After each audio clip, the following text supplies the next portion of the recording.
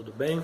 Então, na semana passada eu deixei com vocês as duas páginas para que vocês dessem uma lida, para que a gente pudesse caminhar na aula de hoje. Que páginas foram essas? A página 318 e a página 319. Pedi a vocês que marcassem aquilo que vocês considerassem importante, ou aquilo que provocasse alguma dúvida, né, que vocês tivessem lido, não tivessem entendido. E hoje a gente vai conversar um pouquinho sobre esse tema aí.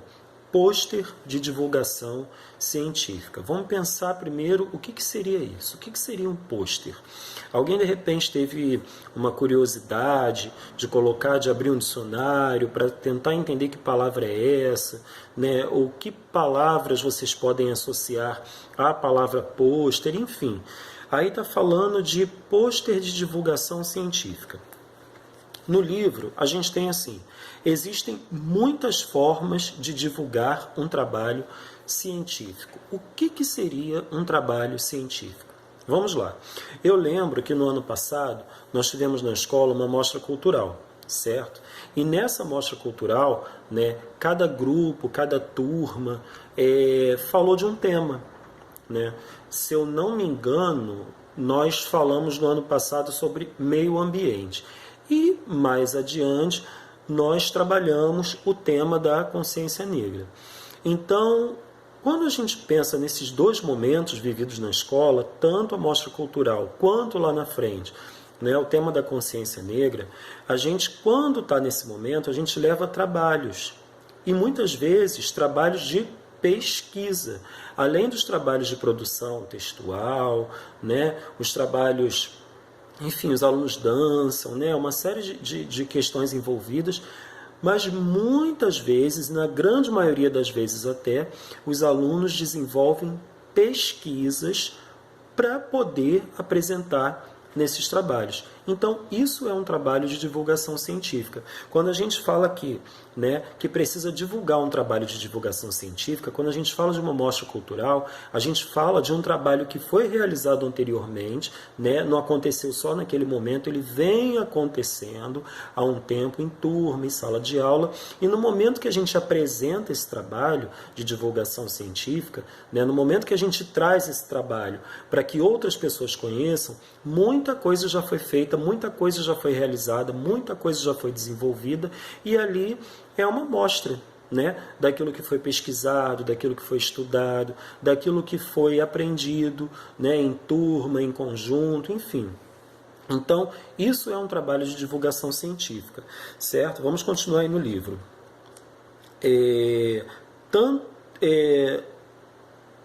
Existem muitas formas de divulgar um trabalho científico, tanto escritos como orais, né?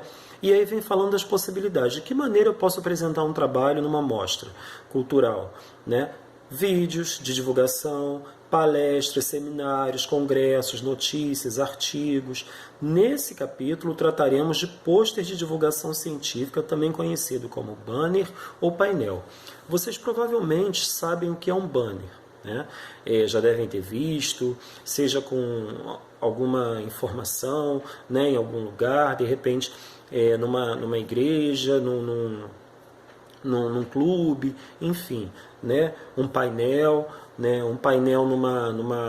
num salão de festas e tudo mais. Mas quando a gente pensa num pôster de divulgação científica, e se a gente pensar na mostra cultural, a gente está falando aqui de cartazes, certo?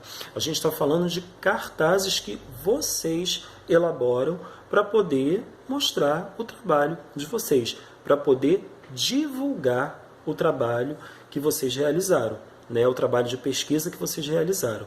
Então, essa divulgação científica é uma divulgação daquilo que foi pesquisado por vocês, e muitas vezes essa divulgação ela não ocorre, né, com vídeos, até porque depende de uma série de recursos e outras coisas envolvidas.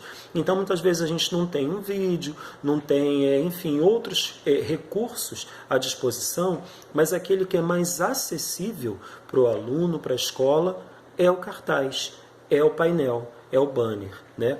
Então aqui, nesse capítulo nosso de hoje, que eu tinha pedido a vocês para darem uma olhadinha na semana passada, né, vem falando, né, de como se elabora, como se faz um cartaz. A gente observa que quando a gente vai para uma mostra, né, cultural, às vezes você tem um cartaz com muita coisa, muita informação, ou então muita imagem e pouca informação.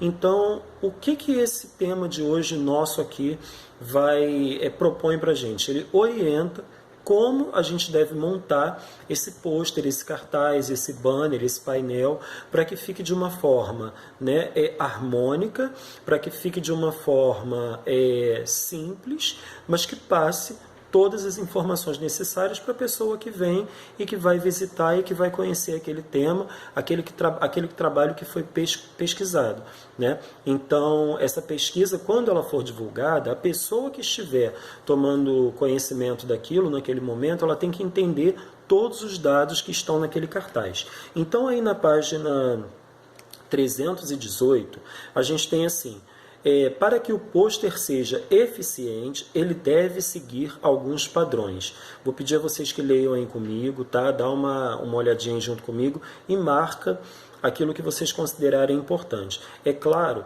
né, que vocês, dependendo do trabalho, dependendo, enfim, da disciplina, dependendo da situação, né, que a gente estiver vivendo, é claro que a gente pode fazer adequações, a gente pode fazer adaptações a essas regras, tá? Aqui está falando de um padrão, mas o padrão, ele sempre, né, ele pode sofrer algumas adaptações, algumas adequações de acordo com a realidade, certo? Então, assim, se eu tenho uma mostra cultural, né, de alunos do 5º ano, por exemplo, né, eu tenho que ter uma flexibilização nesse padrão aqui. Eu tenho que adequar para os alunos do 5º ano. Se eu tenho alunos do 9º ano, eu tenho que ter mais atenção a esse padrão. Se eu tenho alunos do ensino médio, eu tenho que ter muita atenção a esse padrão, né? E se eu estou falando de alunos que estão, por exemplo, na graduação, na faculdade,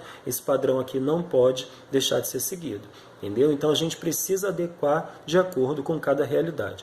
Então vamos dar uma olhadinha aí. Primeiro padrão: por ser um resumo ilustrado, o pôster deve ser claro e objetivo. Lembrando que nós estamos falando de um cartaz.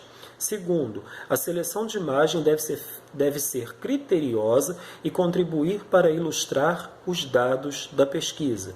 Terceiro, gráficos e tabelas podem ser inseridos no pôster, dinamizando a transmissão de informação.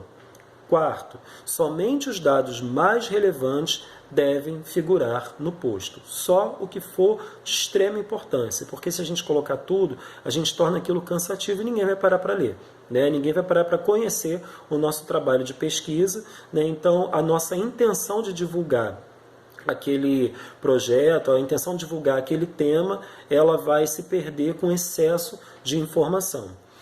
Quinto, tais dados devem ser organizados em colunas e seções, sempre antecedidos por títulos, para facilitar a visualização e a leitura. Se vocês perceberem, a gente está falando aqui de cartazes, a gente está falando aqui dessa mostra cultural que vocês já fazem na escola e organizam esses cartazes da forma que está colocado aqui. Só que agora você já tem em mãos, né, de que maneira isso deve ser feito, né, seguindo a um padrão específico. Sexto padrão: cada bloco de texto não deve conter mais do que 50 palavras, ou seja, passou disso é exagero, passou disso, provavelmente a pessoa que veio, né, visitar a sua tenda ou espaço onde o seu trabalho está exposto, ela provavelmente não vai ficar muito tempo ali olhando, lendo, né, tentando entender. O excesso de informação vai motivar na pessoa uma vontade de buscar, né, enfim, um outro espaço para poder visitar, né? Sétimo, o pôster costuma ser grande para que possa ser visualizado à distância. Se vocês pensarem na mostra cultural, vocês ficam organizados em tendas, em barracas, né? E a pessoa não tem acesso a vocês de forma tão próxima, né? Ela fica distante, geralmente tem alguma coisa que separa os alunos das pessoas que estão visitando a informação. Então, quando o cartaz está colado aqui atrás, a pessoa que está olhando, ela precisa enxergar aquilo que está escrito ou a ilustração que está ali. Então, o ideal é que seja grande, de fácil visualização, né? Para que não haja nenhum tipo de prejuízo naquilo que precisa ser mostrado, prejuízo de informação, enfim, de dados, do que está escrito, né? Para que a pessoa não perca absolutamente nada daquilo que vocês estão querendo divulgar. E para fechar aí, o 8º padrão, é desejável que o pôster contenha um cordão para facilitar a fixação na parede ou porta da sala onde ocorrerá a apresentação.